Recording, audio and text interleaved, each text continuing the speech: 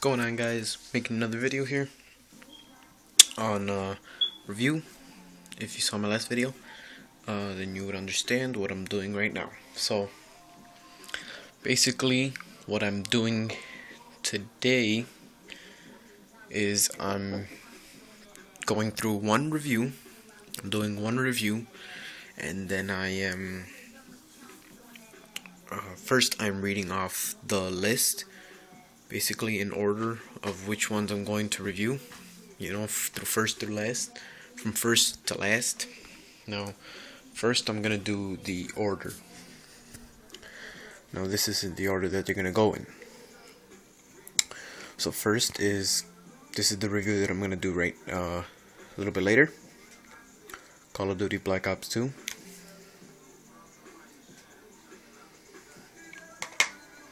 The next video will be Modern Warfare 3.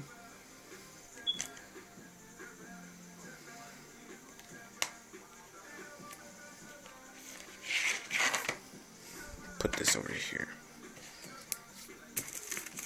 Then after Modern Warfare 3, it'll be Mortal Kombat vs. DC Universe. And then it'll be Gears of War 3.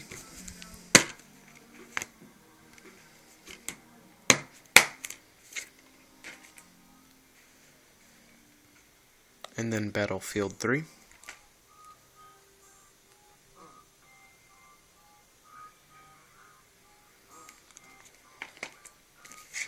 And then Midnight Club Los Angeles. I still gotta play this a little bit to review it.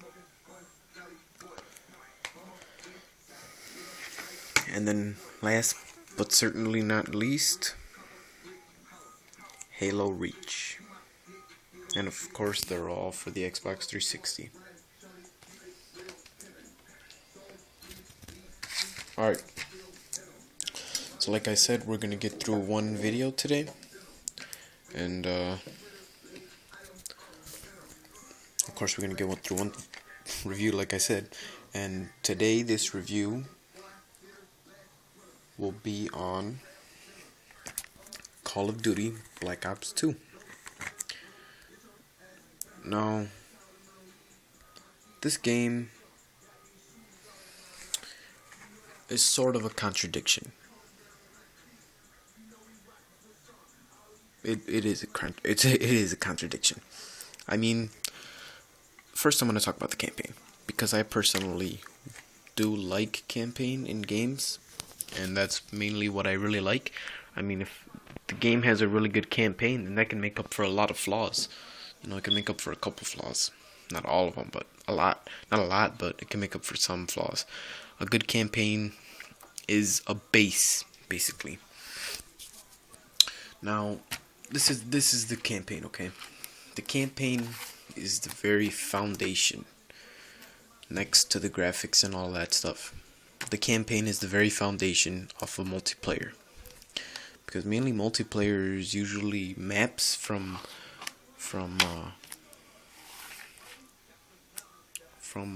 campaign, and campaign is basically the foundation, like I said, like I keep saying.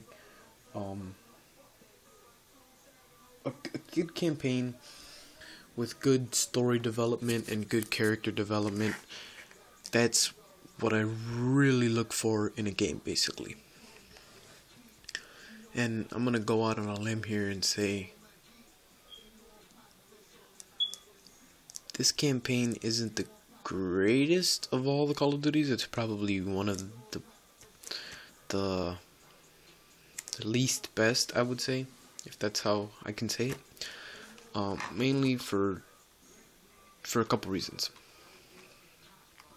Now, the first reason is the story's very loose. It has a lot of loose ends.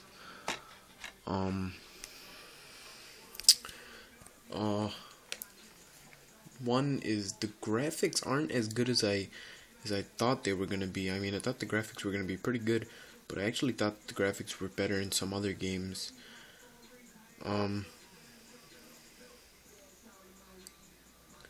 But the graphics weren't as good as I thought they were gonna be. And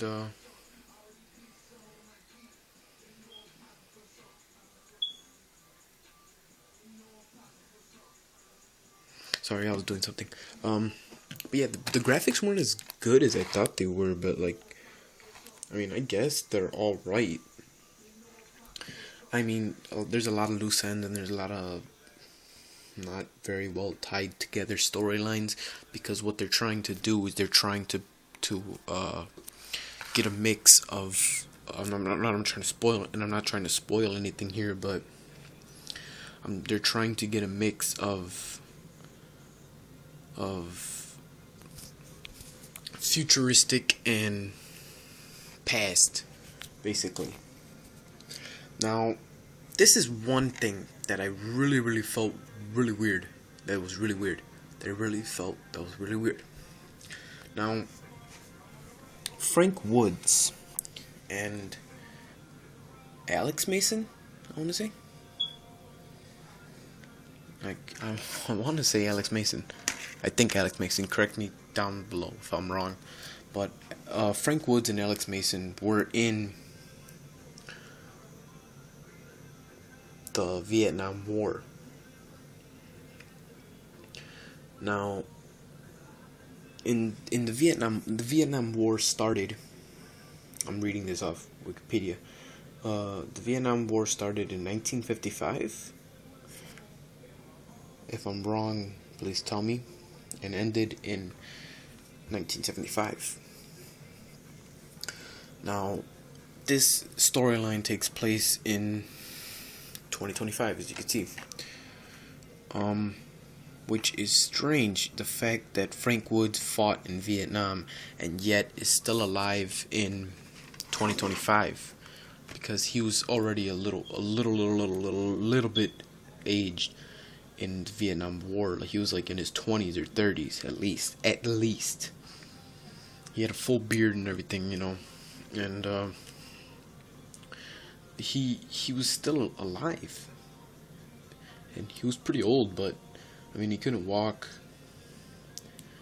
but it was just pretty weird that he was still alive, practically. And I don't want to spoil anything, but it's really weird, and I'm trying hard not to spoil anything, but this campaign isn't the best. It's not the best. It's practically almost one of the worst that I would say. But what's really the core and the heart of Call of Duty was, and still is, multiplayer. Now, this multiplayer is good, I would say. It's alright.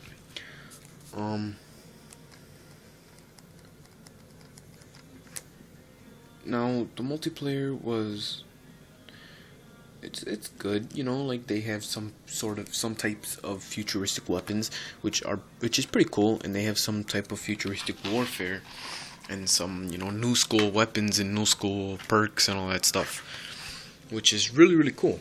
I like that.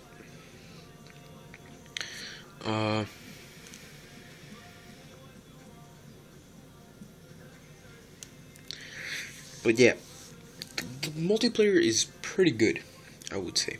The guns are well thought out and well made. I mean, some are just push outs of regular weapons that were in Call of Duty Black Ops. Like the AK-47 had the AN-94, 95, I would say. AN-95. That's what I want to say. But that's what really, Call of Duty practically stands on. But for me, the base is campaign, and the campaign didn't do a very good job in keeping me interested. I really couldn't finish this campaign. It's just too. It's too. I don't know. It's too much for me. I just don't like this campaign. I mean, the Modern Warfare 3s, I would much rather prefer as to campaign wise, because the Modern Warfare 3 has, to me personally, better character development, a better story. The story actually sort of makes sense, and all in all, the graphics actually look a little bit better to me. But that's to me, mainly because they have different producers, I want to say, people that are making the game. Activision is still in it, but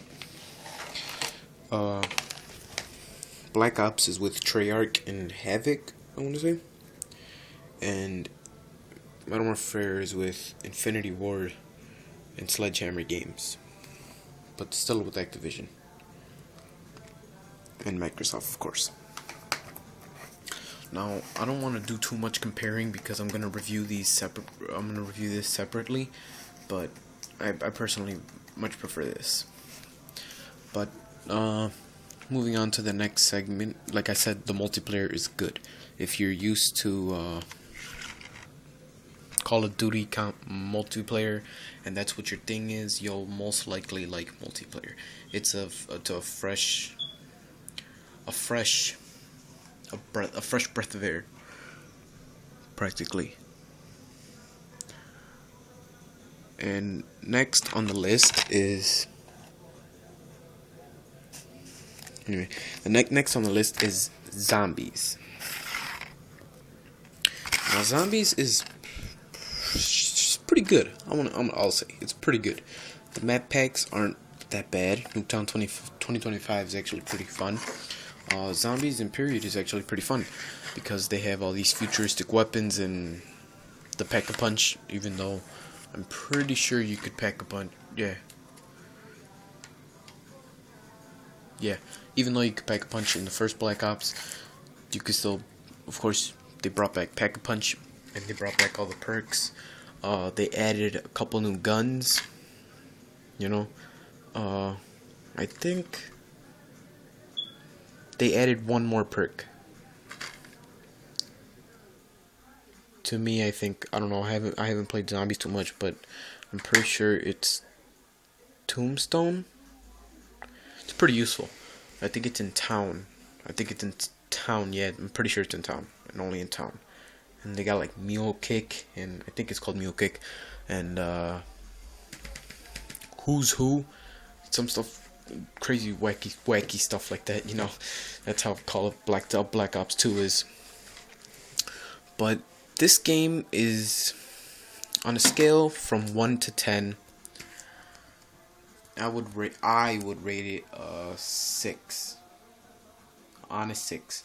The campaign isn't too great. Multiplayer's alright, and Zombies is pretty fun. If you have a group of friends with you, like four people, even play online, you could play Zombies for a couple of hours, even, going to pretty high rounds together. And the map packs aren't that bad, and all in all, it's an alright game. But yeah, that's about it for this video. Final verdict.